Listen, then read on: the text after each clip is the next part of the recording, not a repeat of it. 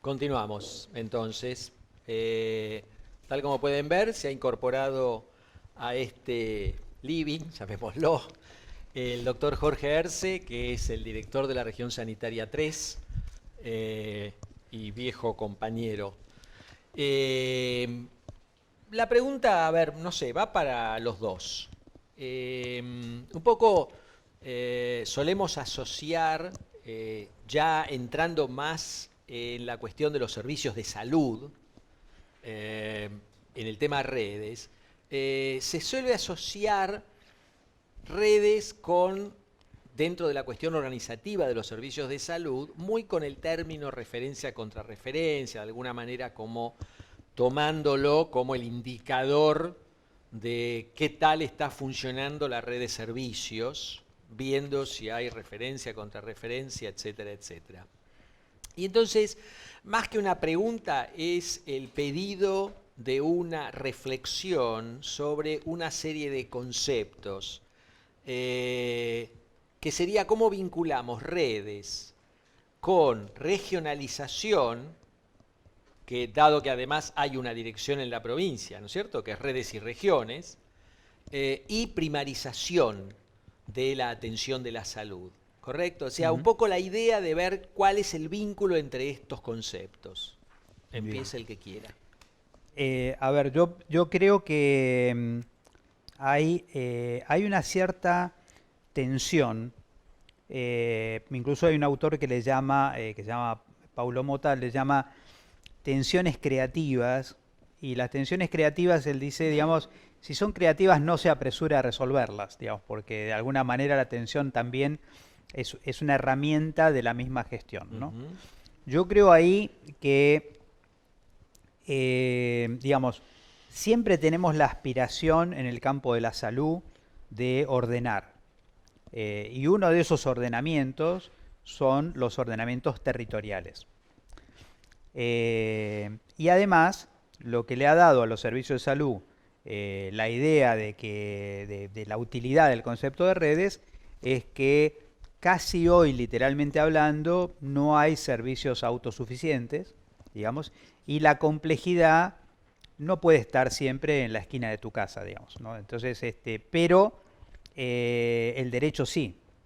Entonces, digamos, si vos tenés el derecho y no tenés el servicio, el Estado y nuestro ministerio, la red, digamos, tiene que resolver que vos llegues al punto justo donde te pueden resolver el problema. Sin embargo, digamos, lo que podríamos decir para empezar a complejizar eso es, pacientes no es lo único que fluye en una red. Y esto nosotros lo aprendimos mucho, sobre todo en el campo de la salud mental, digamos. Porque en el campo de la salud mental hay muchos otros elementos, digamos, que circulan, que se van generando, digamos. Hay redes de comunicación, hay redes de insumo, hay redes de control cruzado de laboratorio, es decir que el concepto de red es mucho más amplio y sin embargo incluye, obviamente, lo que es más visible, que es lo de, digamos, referencia y Claro. contrarreferencia.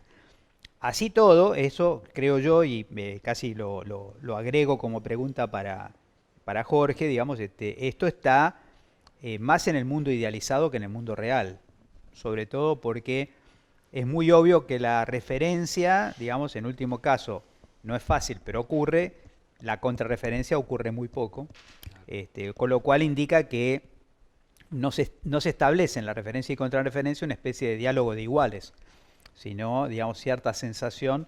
Seguimos trabajando con mucha, digamos así, endogamia de los servicios de salud, digamos, mucha autonomía y poco criterio de redes.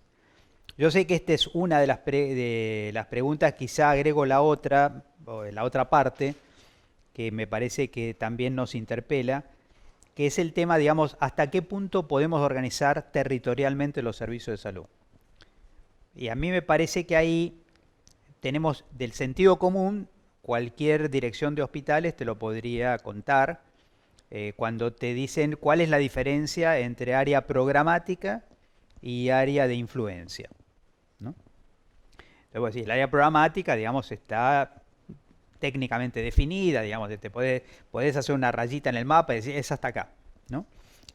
Ahora, el área de influencia significa que, digamos, de los pacientes hacen lo que quieren, digamos. O sea que en términos reales, claro, o donde pueden. donde le conviene, donde pueden, donde justamente que aquí que tengo un pariente que viene, que me tiene los chicos, que fui, que esto, que lo otro. Entonces, sí, digamos, vos podés ordenar los servicios de salud, no podés ordenar a los pacientes, digamos. O sea, entonces, en ese sentido, digamos, si vos decís, a ver, ¿cuál es el área de influencia del Garrahan? Digamos, ¿no? Los compañeros del Garrahan te dibujan un mapa de América Latina, digamos. Entonces, eso evidentemente indica que hay algo en la territorialidad que es que nos organiza, pero al mismo tiempo no habría que tomársela demasiado en serio. Y peor todavía, o más serio todavía, es el hecho de tener en cuenta que para poder constituir redes se necesita algún grado de desterritorialización, ¿no? Eso es una especie de dato paradojal. Por eso me parece que está un poco la tensión en decir, digamos, regionalización y redes. Estamos diciendo las dos cosas al mismo tiempo, o sea, territorialice y desterritorialice, porque a veces tampoco exactamente estamos buscando la autosuficiencia de región, digamos, creo yo, digamos, cuando aplicamos estas ideas. Pero una cosa es esto que yo estoy contando y otra cosa seguramente es la experiencia de Jorge, digamos, mirando esto desde una región.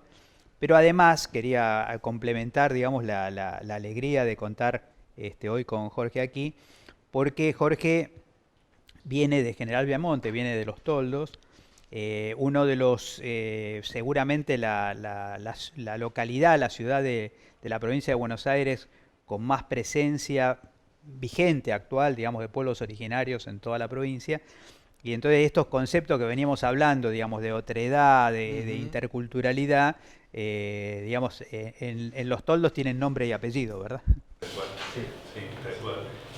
Bueno, ahí me parece que hay un concepto interesante que es inicialmente el de territorio, ¿no? Que por ahí desde salud se ha pensado siempre el territorio como una cuestión solamente geográfica, ¿no? Hay una división geográfica y ya de entrada cómo se determinaron las regiones sanitarias es un problema que uno debería preguntarse cuál fue el criterio. Hay un problema adicional que cuando uno plantea intersectorialidad, no hay ninguna región de la provincia de Buenos Aires que coincida con otra región. La región judicial es distinta a la región educativa, la sección electoral es diferente, las regiones de lo que se te ocurra. Si uno se quiere encontrar en la región sanitaria tercera con los miembros de la región de IOMA, por ejemplo, digamos, se encontraría con que no se superponen las regiones. Es decir, que si lo plantea desde lo regional, territorial, como ha sido planteado históricamente, ya se constituye en una dificultad. Y ni hablar cuando uno ve cómo se desarrollan en realidad las redes reales en el territorio, ¿no? Que a lo que se agrega la complejidad de que durante mucho tiempo los municipios han desarrollado sus sistemas de salud de una forma, haciendo muchas veces lo que podían, ampliando sus servicios por falta de respuesta de otros estamentos, lo que ha originado hoy, por ejemplo, en la región sanitaria tercera, que el hospital interzonal derive pacientes a hospitales municipales, a la inversa, ¿no? Para hacer determinados estudios. Es decir, hay complejidad, o sea que el sistema, la idea de complejidad tampoco ha organizado el sistema, al contrario, probablemente lo ha desorganizado mucho más. Entonces, digamos, la idea de región me parece que es una idea que en el ámbito de la salud debemos empezar a superar, digamos, por lo menos combinarlas, que sean redes y regiones, porque de esta manera las regiones no ayudan a pensar o a organizar o a mejorar el sistema de salud pensado básicamente del paciente, ¿no? Porque ahí las cosas hay que volver a pensar en este sentido, esta cuestión de inventar, de crear, de seguir pensando la necesidad de crear, ha generado redes que uno se tiene que poner a evaluar para para que la región no sea un lugar, un estamento en la burocracia estatal del Ministerio de Salud, sino que sea un nodo estimulador de otras redes que muchas veces tienen muy poco que ver con la delimitación territorial que hoy tiene la región sanitaria. Y planteamos redes, regionalización y primarización. Ajá, sí, ¿no? claro. Y me parece que quedó suelta esta última parte. Exacto. Bueno, ahí también creo que con Jorge podemos compartir un poco primero, digamos, quizá nosotros hoy podríamos decir, vamos a tratar de responder esta pregunta a 42 años de Alma Ata, digamos, ¿no? O sea, uno podría decir algo así como, che, tan largo fue este periodo, digamos, o sea, como, digamos, se lanza atención primaria, digamos, en 1978, digamos, ¿no? Ahora, yo tengo la impresión de que no todo ha sido una cuestión de resistencia, digamos, de la cultura profesional, de la cultura sanitaria, de la cultura de las profesiones de salud.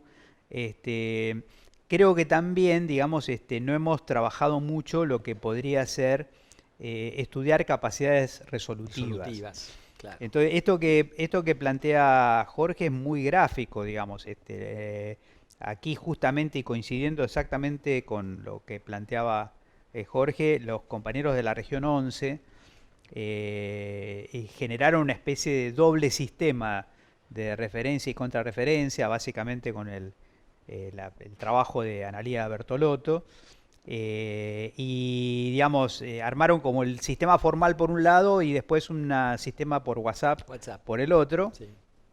Y la capacidad de resolver problemas por WhatsApp terminó siendo, digamos, 10 veces superior y además rompió todos los flujos teóricos, según el cual, digamos, siempre necesariamente el flujo es en el sentido periferia-centro, digamos, ¿no? O sea, hoy creo que una de las cosas que empieza a pasar es que se está deconstruyendo también esta relación periferia-centro según la situación, la complejidad, etcétera, hasta por cosas que seguramente pasan, donde de repente el municipio tal consiguió una donación de un equipo tal y ese equipo es el único que hay y está en el municipio, digamos, y el hospital regional no lo tiene, digamos. O sea que este tipo de cosas, que no es exclusivo de la provincia de Buenos Aires, es que hoy ya aquella idea del hospital, digamos, nivel 2, nivel 4, etcétera, digamos, en abstracto funciona, en lo práctico a veces no funciona. Ahora, lo que me parece que es que va a producir un impulso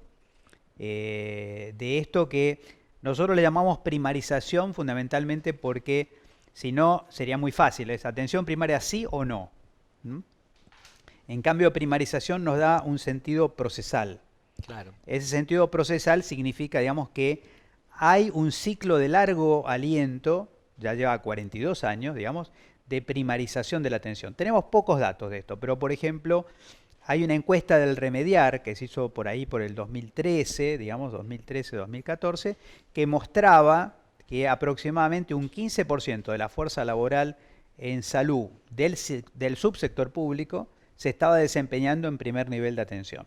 ¿Sí? Es una encuesta que fue interna del Remediar, no, creo que no tomó estado público, pero digamos, es un dato interesante porque a pesar de que uno podría decir es insuficiente, porque dicen que los países, por ejemplo, muy bien organizados, tienen 50% de la planta médica trabajando en el primer nivel de atención. Claro. ¿No? Y ahí, curiosamente, es igual para el modelo de norteamericano que para el modelo cubano, digamos. Y nosotros, digamos, no tenemos, estamos lejísimos, digamos, de ese equilibrio. ¿Y qué creo yo que va a venir a pegarle un impulso, digamos, a la primarización? Creo claramente que es el aumento de las enfermedades crónicas. O sea, hoy tenemos una modificación sustancial de agenda que tiene que ver con que esto que a veces decimos en broma o nos aprendimos todas las respuestas, nos cambiaron las preguntas. Las preguntas son otras. Digamos, cuando vos tenés pacientes crónicos, primero, digamos, los pacientes se organizan, crean redes. Digamos, los pacientes se movilizan por derechos, consiguen leyes específicas, digamos, demandan de una manera distinta de un paciente de gripe, digamos. O sea, siempre decimos medio en broma, digamos, no hay una asociación argentina de pacientes de gripe porque tendrían que cambiar toda la semana la directiva, ¿verdad? Pero sí la hay de pacientes diabéticos, ¿no? Entonces, digamos, y toda la bibliografía dice, digamos, que el hospital no es el lugar correcto para el manejo de las enfermedades crónicas. Sí, Digamos para que- las complicaciones severas o Exacto. agudas, obviamente, pero Pero ahí, claramente no. pero ahí también estás agregando algo muy interesante también, es que sí, ya ahí uno ya no está en la historia clínica, casi está en la historia de vida, digamos, son historias personales. Una historia clínica de un paciente diabético, digamos, en teoría podría tener, digamos, 200 fojas, digamos. Lo que resulta interesante es que el paciente crónico, como hablábamos con Nico, digamos, en el tema de la semana pasada, con Nicolás Kreplak, el encuentro pasado, el paciente crónico, además, digamos, es un experto en la red, digamos, porque por esto mismo que vos mencionabas, digamos, se mueve como un delfín por adentro del sistema de salud, digamos. O sea, hoy está en el centro de salud, mañana está en este centro especializado, pasado está en el hospital, ahora viajó a La Plata para hacerse tal estudio, después se movió. Eh, Literalmente hablando, deberíamos decir, preguntémosle, Preguntémosle a él. ¿no? Preguntémosle cómo vive eso, porque seguramente todos los que entraron en contacto con él están muy contentos, satisfechos de lo que hicieron. Y después resulta que el paciente no está satisfecho, digamos, de la forma, entre otras cosas porque en muchos lugares lo trataron como de primera vez.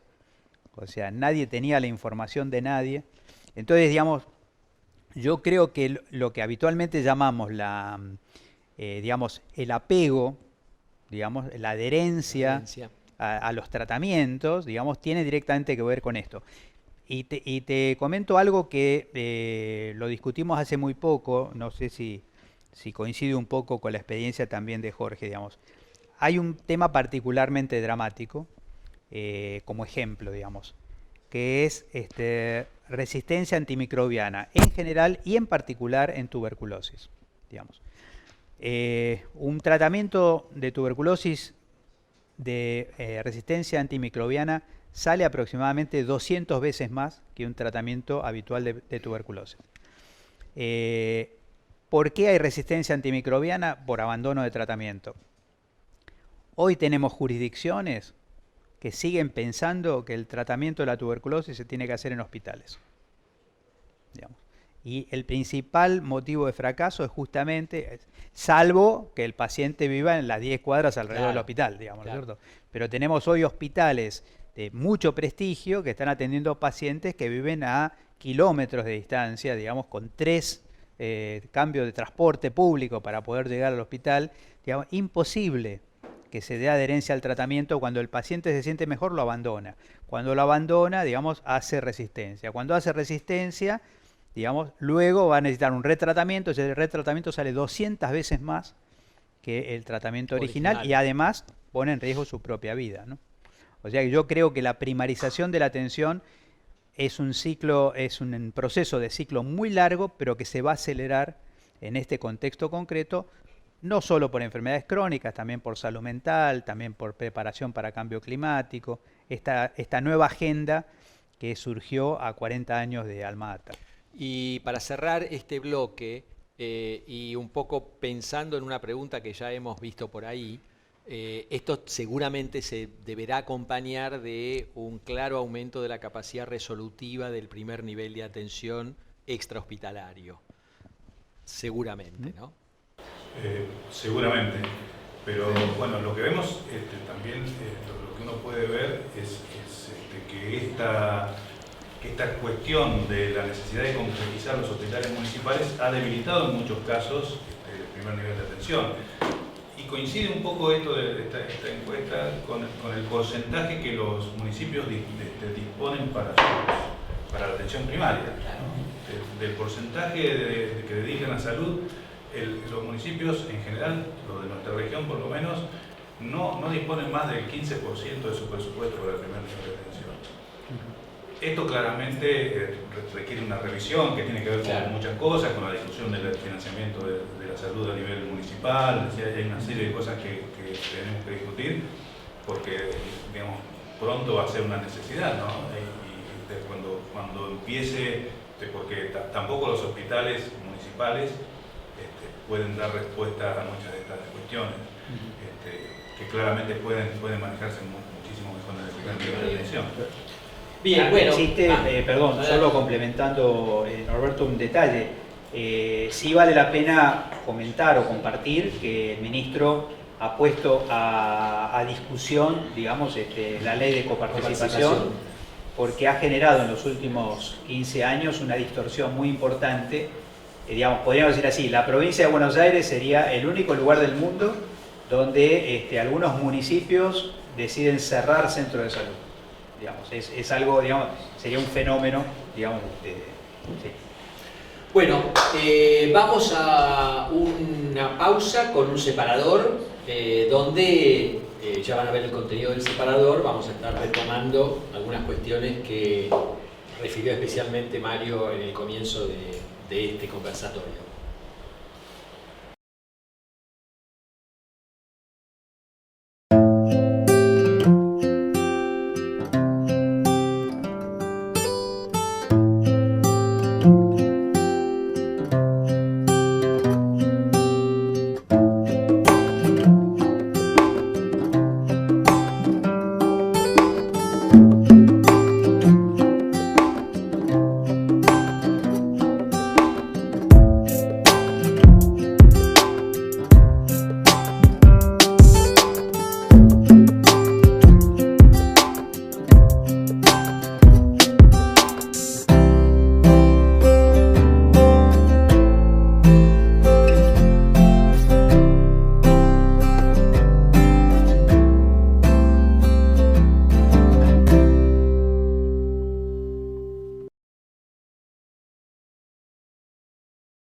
Bueno, retomamos entonces con Mario Rovere y Jorge Arce. Yo diría un poco a título de corolario, a título de conclusión y resumen. Más o menos hemos recorrido los orígenes de los conceptos de redes, lo que interpretamos actualmente por redes, hemos hablado de los vínculos, hemos hablado de los niveles para desarrollar redes, hemos hablado de territorio, de regionalización.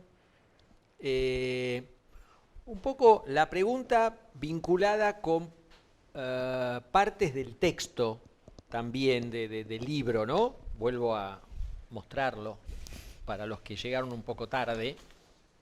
El libro de Mario, el libro de Mario de redes. Cuando se habla de promover redes, mencionaste en algún momento sanear las redes, intensificar redes, aplicado ya no a lo social en términos general, sino más específicamente a salud. ¿Cuál sería el significado de estas cuestiones? Mira, yo creo que una vez que uno comprendió la dimensión, la potencia analítica y la potencia de intervención del concepto de redes, igual queda una pregunta, digamos, que es ¿y esto cómo se hace? ¿No? Claro. Entonces ahí aparece una tarea que me parece que tiene un poco que ver con algo que Jorge antes había mencionado, que es, digamos, ¿estamos nosotros conceptualizando que un director de región es un gestor de redes? ¿No?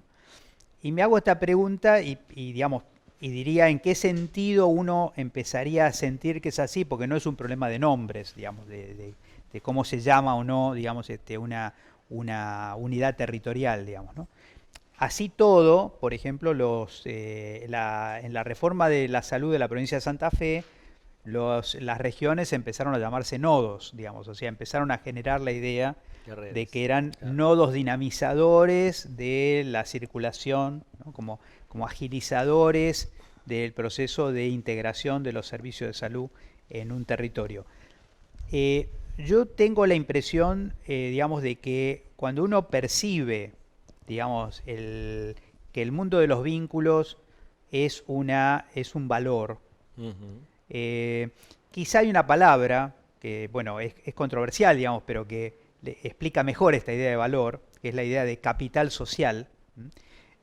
Algunos dicen que, bueno, que Pierre Bourdieu, que inventa este concepto, era un poco un humorista, porque solía decir, digamos, para que los economistas te entiendan siempre hay que hablar de capital. O sea que, digamos, entonces la asociatividad, digamos, esto con disculpa que tenemos un gobernador economista, digamos, pero la idea de asociatividad, digamos, los ponen en valor planteando que hay un capital social. Entonces, digamos, yo me plantearía esto, digamos, si estoy parado en un área programática, en una dirección de región, mismo nosotros, digamos, en este momento, digamos, pensando que tenemos, por ejemplo, en cada región responsables del área de distintas áreas de esta escuela, digamos, la primera cosa es, ¿hay capital social o no? ¿No? Imagínate que yo dijera, digamos, las redes funcionan a la perfección, digamos. Ahora la gente no se conoce, ¿no? Desde ya digo, las redes no funcionan a la perfección. Entonces hay una cosa media extraña, que es que en la gestión de redes uno no puede obligar a la gente a que se quiera, digamos, para decirlo, pero definitivamente en la concepción de redes hay que crear oportunidades, digamos, y el encuentro es un dispositivo de redes. Claro. Entonces, digamos, podríamos decir, para mí es mucho más fácil decir no tengo cama para una persona que no conozco que para una persona que conozco, digamos. Es decir, es más fácil que yo, digamos, desvalorice tu trabajo porque nunca estuve en tu centro de salud, digamos, y desde un hospital diga, digamos, pero ¿por qué lo mandaron? Digamos, ¿quién le dijo que venga acá? Digamos, ¿por qué? Todo esto está fenómeno hasta que vos vas al lugar, al centro de salud, ves concretamente cómo se trabaja. Entonces hay algo que creo que nosotros tenemos que generar y que vuelve sobre nosotros, porque a veces esas oportunidades, queriéndolo o no, conscientemente o no, lo genera la educación, digamos, porque, digamos, muchas veces este sector, digamos, que no es un sector que tiene una especie de presión, digamos, trabaja los 365 días del año, las 24 horas del día, entonces es un sector que parece que no tiene pausa, ¿no? Las únicas pocas pausas que nos permitimos es para la educación, digamos. Y a veces, vos decís, es muy importante lo que se aprendió, digamos, pero tan importante como lo que se aprendió es el capital social que se construyó. Digamos, nosotros en este momento, puedo extender esto a una, quizá esto no sea, es como una intimidad, digamos, pero uno dice, por ejemplo, los posgrados, digamos, ¿no?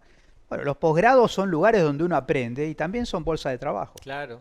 Digamos, porque en definitiva, digamos, tu futuro laboral depende de los contactos que tenés en este mundo en donde te metiste en el posgrado. En relación a lo que mencionabas, tanto del tema del encuentro como el tema de la educación, una observación que no fue original mía, no me puedo acordar en este momento, en realidad, quién me ayudó a observarlo, es que, sobre todo cuando uno está en alguna actividad docente vinculada a redes y dice, bueno, vamos ahora a descansar un ratito, vamos a tomar un café, y empieza a mirar lo que hace la gente cuando después de estar un poco inactiva, escuchando mayoritariamente, algunos más participativos, otros menos, salen a comer la media luna o el sandwichito y a tomar el café y empiezan a charlar, uno dice, realmente esto es redes, no todo lo que estuvimos hablando, porque en realidad ahí es donde se da el encuentro, ahí es donde se da el reconocimiento del otro, ahí es donde está un poco todo, ¿no? Está Totalmente, el vínculo, totalmente. está lo que vos Sí. un poco decías, Ujú. y esto es especialmente así en el sector salud, claramente, ¿no? Y en las Exactamente. actividades educativas del sector salud. Totalmente. Yo ahí, digamos, no creo que es una infidencia, digamos, que yo no debería compartir aquí, pero digamos, si la cámara quedara prendida, digamos, en los intervalos, veríamos que hoy hay una torta de ricota, concretamente, digamos, circulando, que ha generado redes, digamos, pero también algún grado de competencia, digamos, sobre este capital alimentario. Es tan central lo que estás comentando, que definitivamente, en principio los congresos se pautan tiempos generosos de intervalos, digamos, y la gente, por ejemplo, digamos, en los congresos en algunos países, en los congresos médicos hay, por ejemplo, bolsa de trabajo, ¿no? Y en países donde los médicos tienen una cultura muy saltona, digamos, en el caso de Estados Unidos, hay gente que cambia cada 2 o 3 años de trabajo y la oportunidad de trabajo la encuentra en el Congreso, donde hay lugares donde específicamente van a hacer eso, ¿no? Pero quería agregar algo que quizá me parece que es un puente también para Jorge, digamos, para su propia opinión sobre esto. A pesar de esta idea, digamos, tan flexible de nodo, digamos, de coordinación, etcétera, yo no quisiera dejar de mencionar, porque parece que redes haría desaparecer las jerarquías, haría desaparecer, digamos, o sea, horizontalizaría de tal manera. No. O sea, las redes en principio, podríamos decir, sí es muy bueno amesetar las organizaciones, o sea, no tener 1000 niveles jerárquicos, digamos, pero en definitiva las redes son heterogeneidades organizadas. Permiten articular cosas que son diferentes.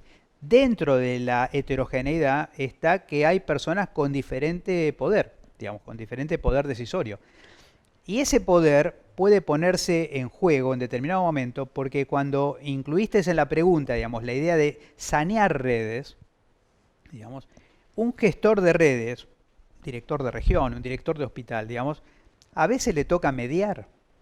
Es decir, porque no nos gustaría que quede la idea de redes como un concepto idealizado, porque así como pasan todos los sentimientos positivos en los vínculos humanos en las redes, también pasan los negativos.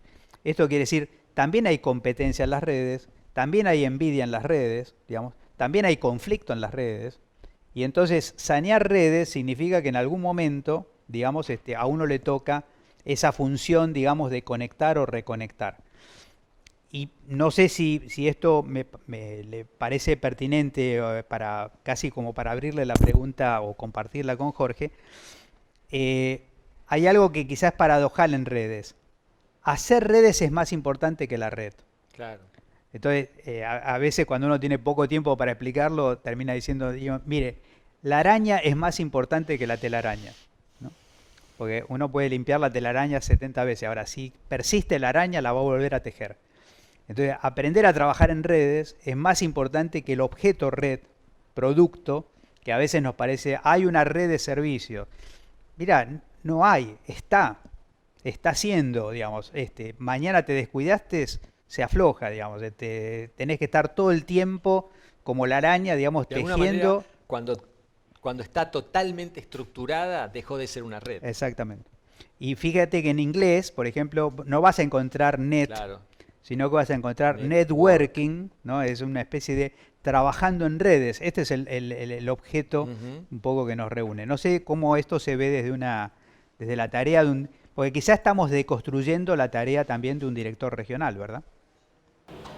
Sí, digamos, yo coincido que la tarea tiene que ser la de facilitar la construcción de redes, más allá que uno después la red pueda funcionar con más o menos, digamos, nosotros tenemos la oportunidad desde la región sanitaria en este caso, también los compañeros del Hospital de Junín lo están haciendo, desde la dirección, digamos, en este momento tenemos la posibilidad de ser nosotros quienes podamos generar esos momentos. ¿Sí? Estamos pensando en redes, digamos, lo de educación claramente, digamos, hay un montón de sectores, de escuelas de enfermería en la región que probablemente nunca se hayan encontrado, dependiendo de distintos sectores, ¿no? Lo mismo en muchas áreas, se da, digamos, una preocupación de la región, es el tema, bueno, que ustedes lo hemos charlado con Mario muchas veces, el tema de lo ambiental, vinculado a los modos de producción industriales y la socialización de la región.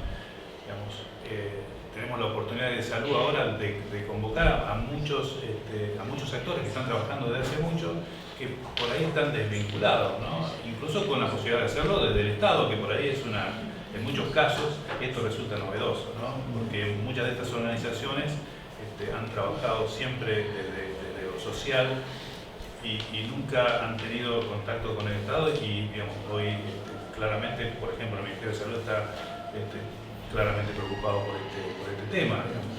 Entonces, me parece que tenemos la oportunidad desde el lugar que ocupamos hoy de ser generadores de redes, más allá de que las redes después se nos escapen de las manos, ¿no? Que por ahí está buenísimo. Claro. Bueno, me parecía también de que interesante, o muy interesante directamente, este tema de cómo cada sector del gobierno provincial, por ejemplo, tiene una regionalización diferente. Esto quizás es un estímulo para estar tejiendo, digamos, hasta incluso actores que de repente uno dice, o sea, hay actores en la región y actores, digamos, que son de la región, ¿no? Hay como una diferencia. Yo pienso mucho, por ejemplo, en la zona de San Nicolás, la influencia de la Universidad de Rosario, ¿no? Entonces uno dice, bueno, pero no es una universidad de la provincia, pero sin embargo, digamos, está ahí, ¿no? Entonces... Sí, tal cual. Ahí nosotros tenemos la UNOVA en la región y sin embargo la región nosotros somos una distinta región que Pergamino. Claro. Y la UNOVA también está en Pergamino. Ayer estuvimos reunidos con los compañeros de la región sanitaria, cuya sede está en Pergamino, y en realidad tenemos infinidad de cosas en común y cosas en común para trabajar. Digamos. Ahí la diferencia entre regiones claramente desaparece, ¿no? Totalmente. Bueno, muy bien. Si les parece, entonces vamos a una pequeña pausa cortita. Todavía hay tiempo para hacer preguntas, así que las esperamos en curso de verano de pgc@gmail.com. Ya volvemos.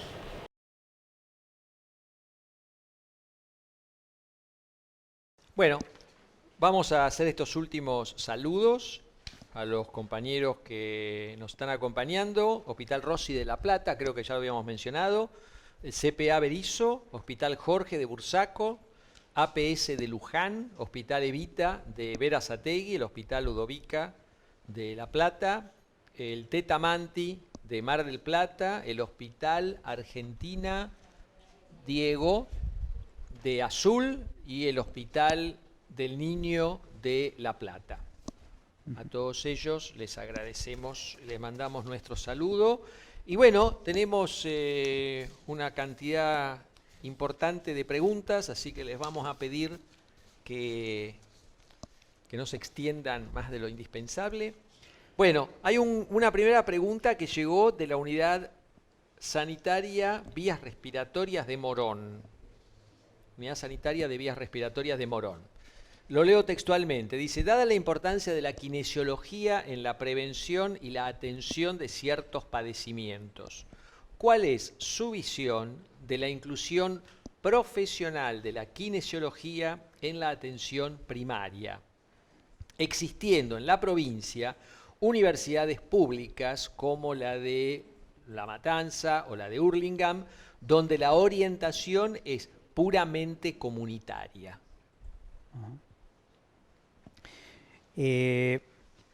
Bueno, yo creo que tiene una respuesta técnica, digamos, que es el nuevo sujeto de la atención primaria a la salud en esta redefinición que ha ocurrido hace 2 años, digamos, de vuelta, digamos, muy cerca de Alma-Ata, en cierta manera, en la ciudad de Astana, en la nueva capital del Kazajstán, coloca, digamos, el concepto de equipo de salud, ¿no? Es decir, digamos, el nuevo sujeto de la atención primaria a la salud es equipo de salud.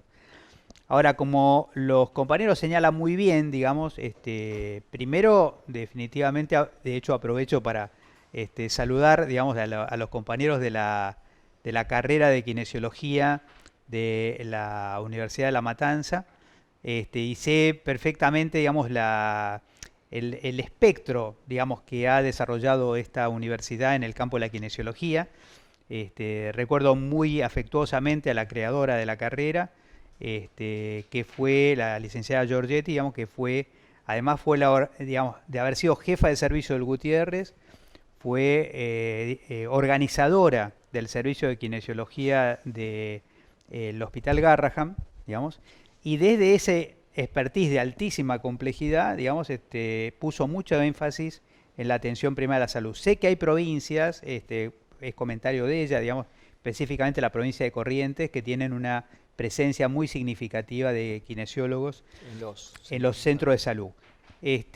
Yo creo que la primera cosa es que no sería, o sea, la provincia no podría mover con un dedo la definición de quién debe y quién no debe estar en un centro de salud. La atención primaria a la salud en la provincia es casi 100% municipalizada. Y en muchos casos han proliferado experiencias diferentes. Nosotros tenemos, por encargo del ministro, digamos, la responsabilidad de empezar a hacer más coherente el entramado de esas experiencias, digamos, y definitivamente yo coincidiría en algo que recuerdo de vuelta, digamos, a la licenciada Giorgetti, digamos, porque ella lo comentaba con cierta frecuencia cuando quería, entre comillas, ojalá no ofenda a nadie, quería vender la kinesiología, nos decía algo extremadamente agradable, nos decía, mire doctor, dice, cuanto más kinesiólogos, menos medicamentos. Ya eso solo, digamos, me genera una enorme simpatía, digamos, con los colegas kinesiólogos de toda la provincia. Y creo que también, igual que pasa con la obstetricia y pasa con otras profesiones del equipo de salud, creo que los compañeros que están en los hospitales, digamos, tendrían que ayudarnos a armar esas experiencias, digamos, para empezar a pensar en trabajos desconcentrados, en área programática, en poder trabajar en otros espacios territoriales que no siempre sean el espacio más protector, que es trabajar intramuros adentro de los hospitales.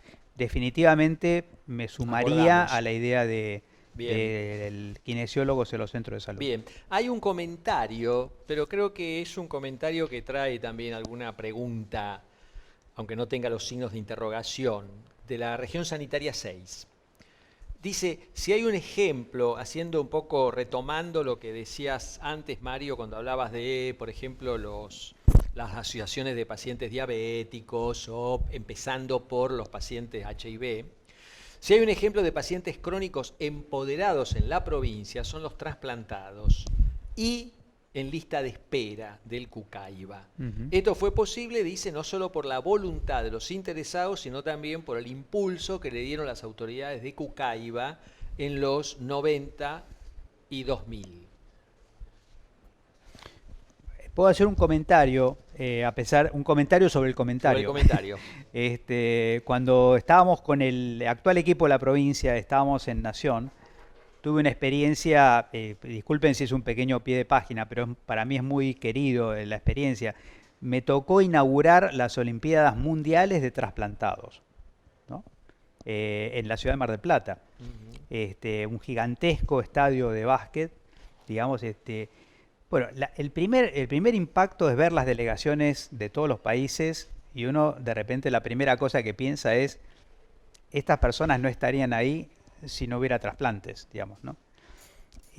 Otras reflexiones son un poco más, un poco, si se quiere, un poquito más humorísticas, pero digamos, uno piensa un trasplantado como una persona que debe vivir entre algodones, ¿no?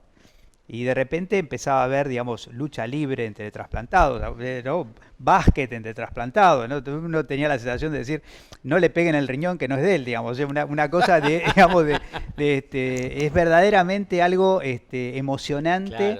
Claro. Ver, digamos, y creo que aprovecho para felicitar el tema de que no veamos, o sea, es fantástico ver, de hecho nos tocó discutir en ese momento porque hay algunos beneficios de ley que se lograron en el año 2015 en relación, por ejemplo, al tema de, digamos, de poder tener descuentos en los transportes, digamos, porque las personas trasplantadas tienen mucho control médico y tienen mucho gasto, claro. Digamos, así que yo creo que de paso también, además de, bueno, de mandarle un enorme saludo a nuestro querido compañero Pancho Leone, también comentar que con mucha alegría, digamos, el regreso de Cacho Zorati a la dirección del INCUCAI.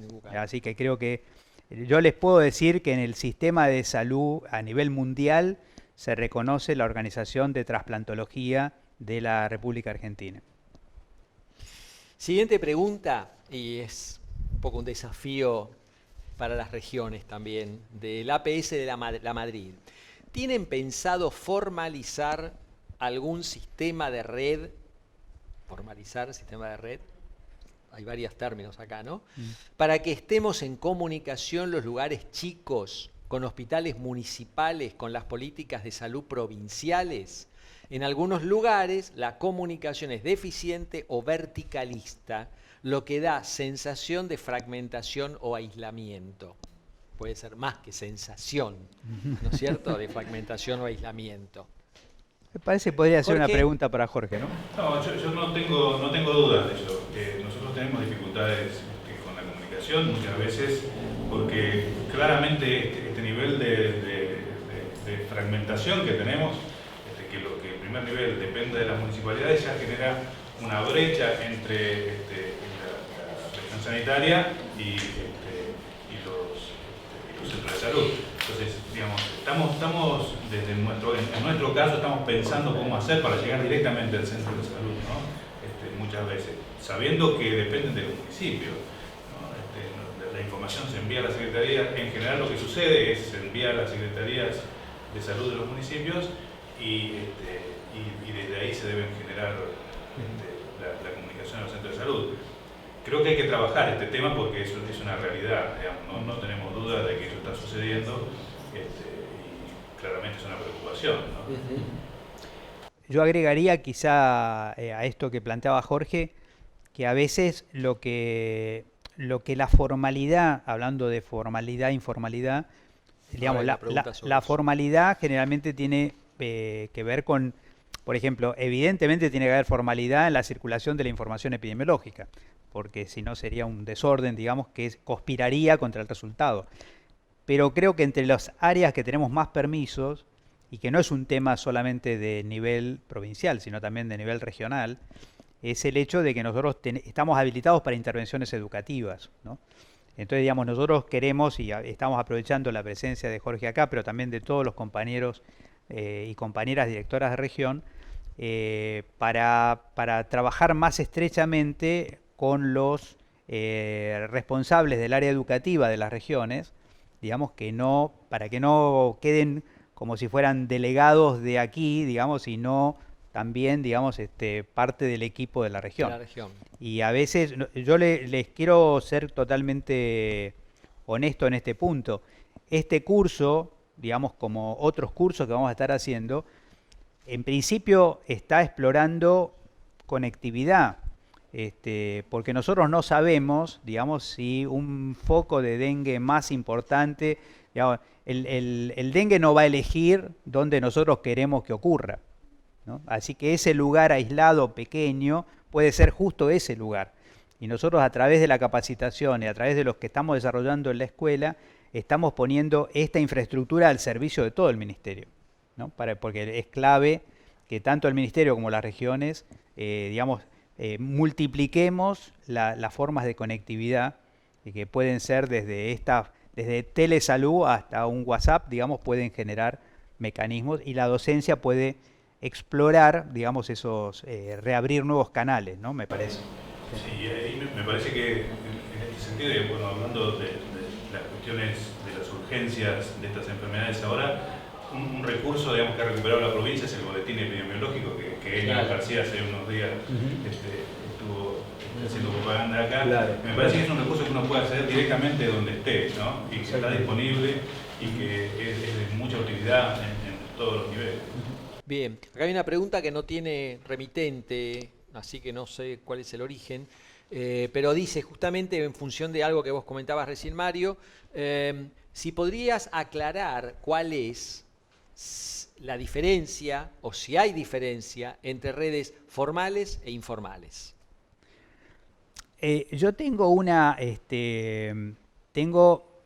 uso y abuso de analogías. Algunas veces funciona, a veces no, digamos, pero tratemos de que esta vez sí. Vamos a ver si funciona en este caso o no.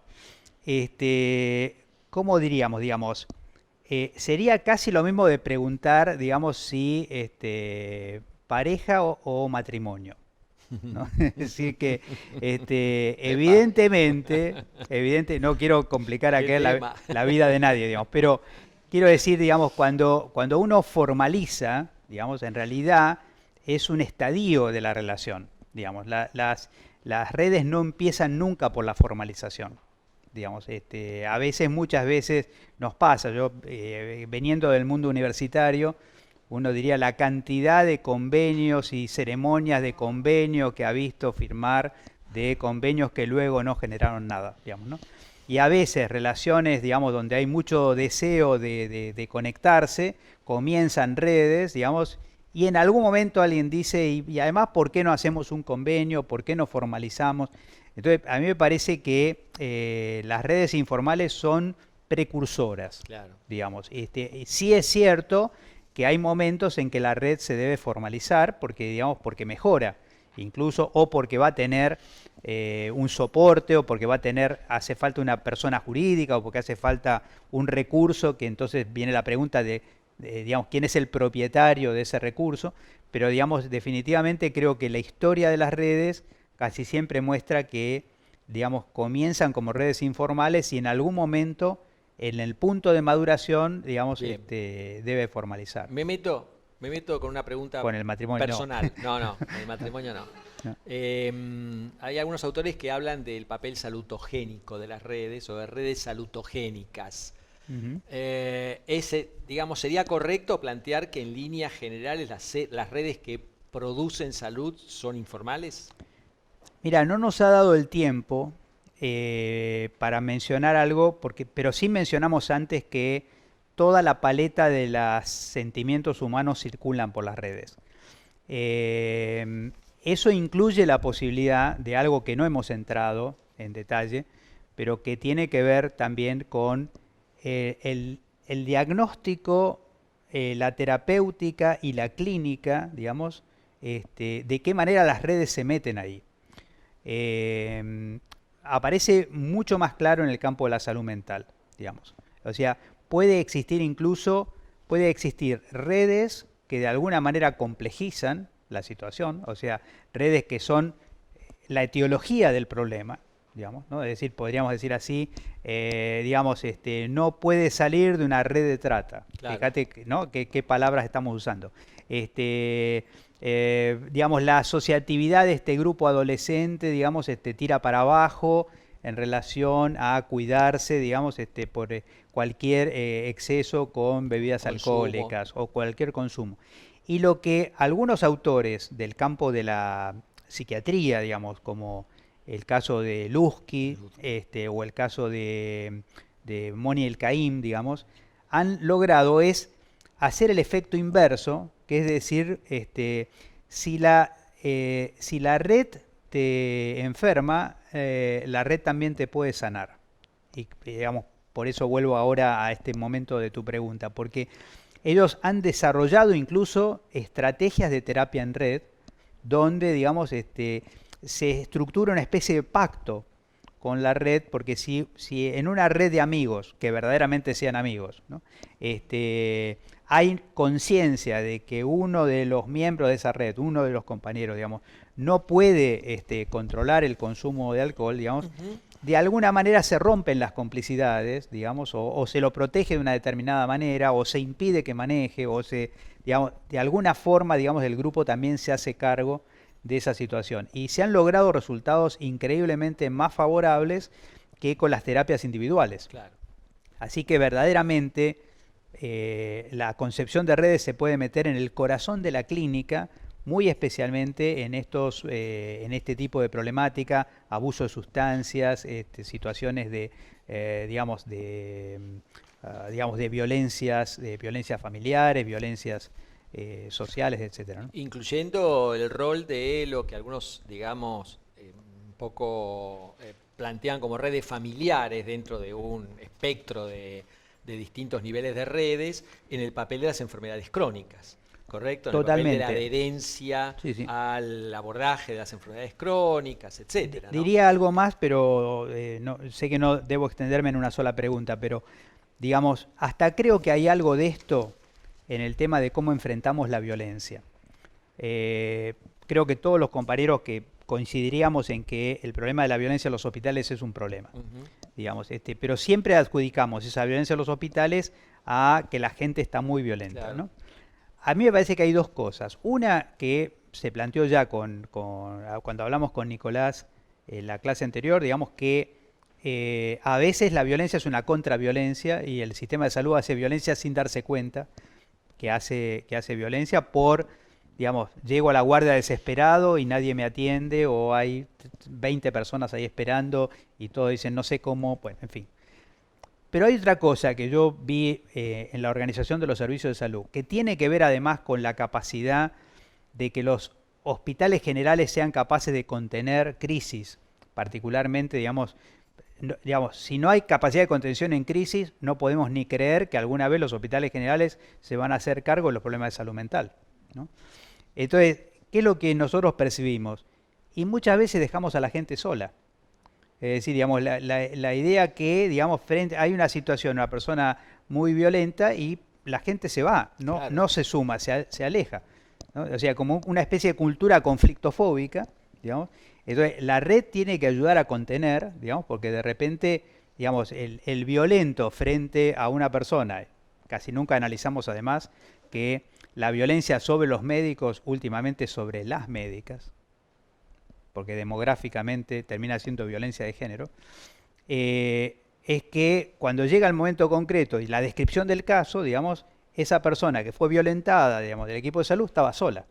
Digamos, y nosotros no tenemos ninguna explicación para que una infraestructura tan grande, digamos, cuando hay una situación de violencia haya que enfrentarlo solo. Digamos. O sea, un violento es menos violento delante de 10 personas que delante de una, ¿no? Y mucho más si es una mujer médica que se quedó sola, una mujer enfermera que se quedó sola, tratando de contener a una persona violenta, habitualmente varón, digamos. Bien. A ver, esta pregunta me parece muy interesante. ¿Qué contribución puede hacer el arte para trabajar la otredad en salud? Es local esta pregunta porque es de trabajadores de la Escuela de Gobierno. Qué maravilla de pregunta. A ver, nosotros, yo creo que hay que entender algo, o por lo menos yo selecciono algo. Hablar del arte es algo muy peculiar, digamos. Tengo una definición simple y compleja al mismo tiempo. Alguien decía, digamos, el arte existe porque la vida no alcanza.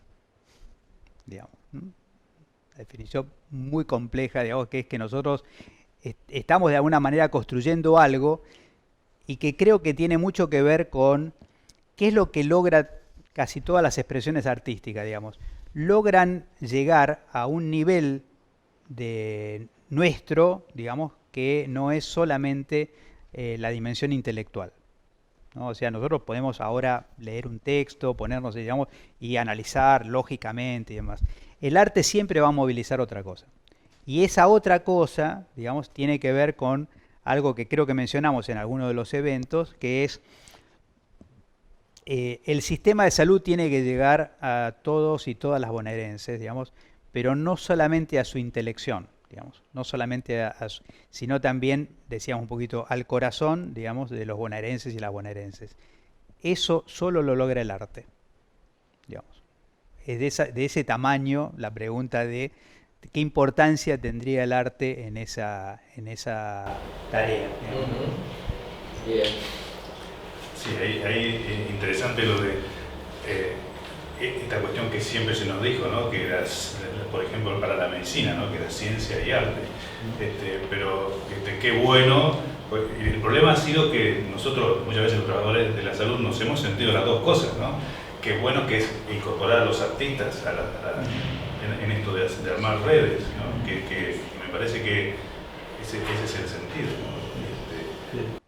Bien. Y rompería, digamos, siguiendo con esta misma idea de, sí, el arte es algo que las profesiones de salud tenemos que recuperar, porque el positivismo nos ha dejado afuera y nos ha tratado de convencer, digamos, de que el componente científico era más importante que el artístico. Claro.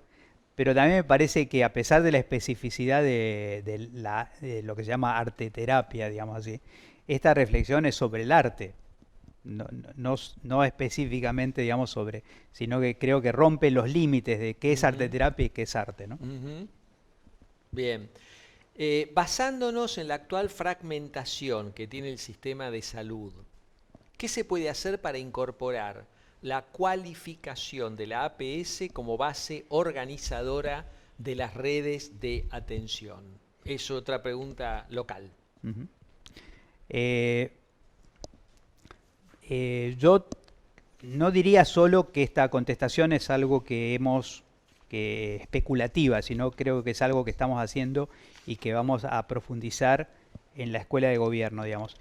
Nosotros tenemos que lograr que el primer nivel de atención sea un escenario visualizado, digamos, por los profesionales de salud con el mismo valor que trabajar en una institución hospitalaria.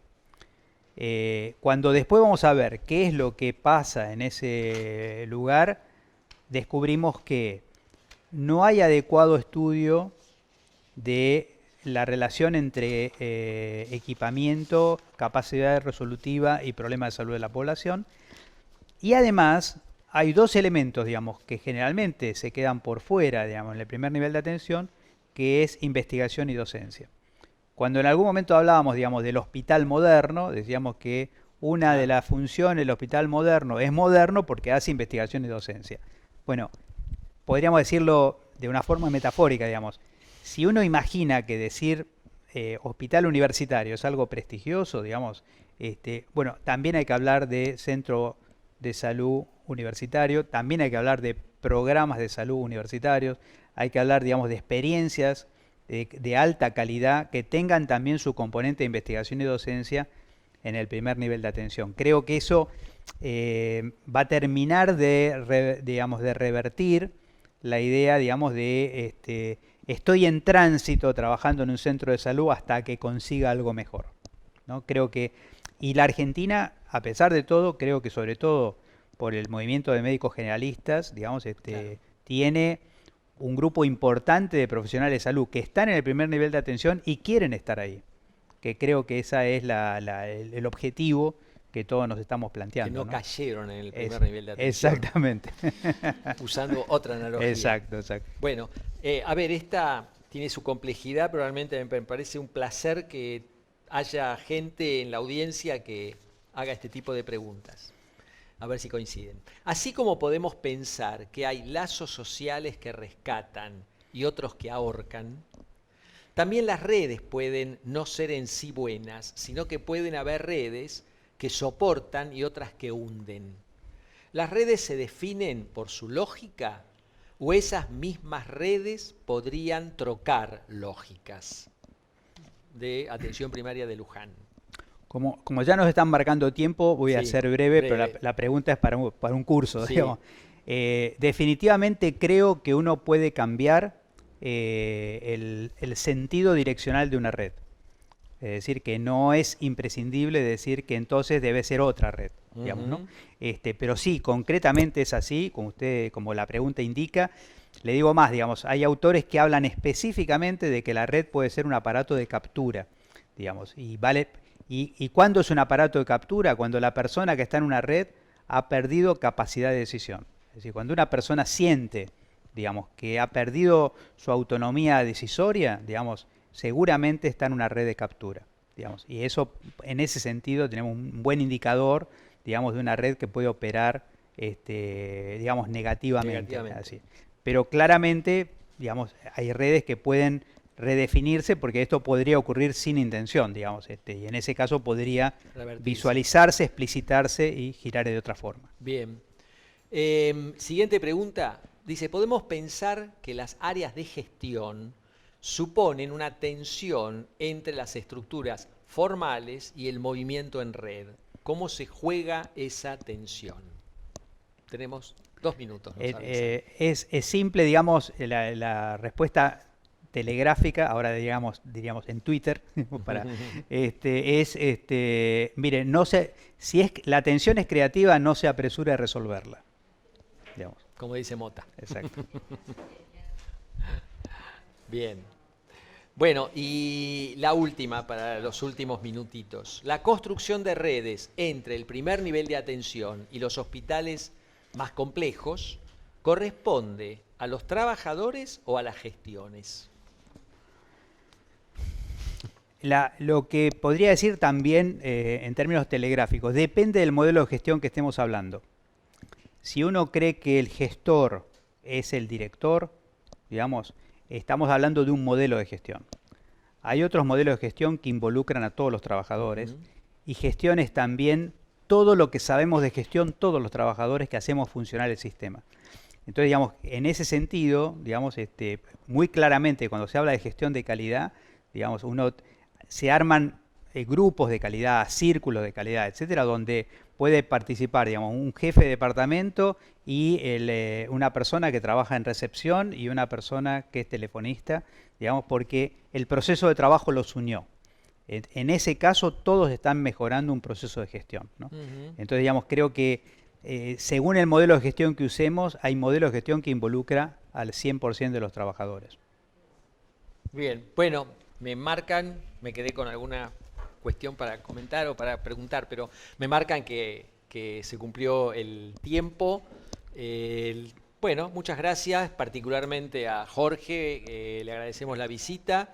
Y entonces, Mario, el próximo encuentro es el día martes. El día martes está confirmado, Telesalud ya nos confirmó, digamos de 11 a 13 vamos a salir de esta manera.